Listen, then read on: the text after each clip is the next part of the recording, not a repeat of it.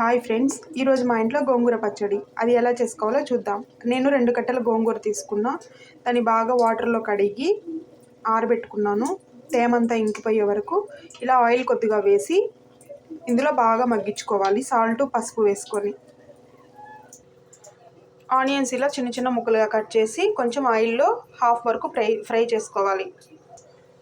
ఎండుమిర్చి, జీలకర్ర, ధనియాలు ఇవి వేసి కొద్దిగా ఫ్రై చేసి పక్కకు తీసుకోవాలి ఆయిల్లో.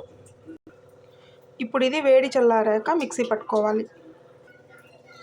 ఇది మిక్సీకి వేయకుండా బాగా కొద్దిసేపు సిమ్లో పెట్టుకొని బాగా కలుపుకుంటే మెత్తగా అయిపోతుంది. ఇప్పుడు ఈ మిక్సీ పట్టుకున్న దాన్ని ఆ గోంగూరలో వేసి మిక్స్ చేసుకోవాలి. ఇప్పుడు ఇందులో ఈ కారం పొడితో పాటు ఆనియన్స్ కూడా వేసి బాగా కలుపుకోవాలి. ఆయిల్ పైకి తేలే వరకు మూత పెట్టి పక్కన పెట్టుకోవాలి. ఇలా మిక్స్ చేసుకొని కొద్దిగా సాల్ట్ వేసుకొని రుచికి తగినంత కొంచెంసేపు కలుపుకుంటే గోంగూర పచ్చడి రెడీ. మీరు ట్రై చేసి టేస్ట్ ఎలా ఉందో కామెంట్ చేయండి. Bye friends.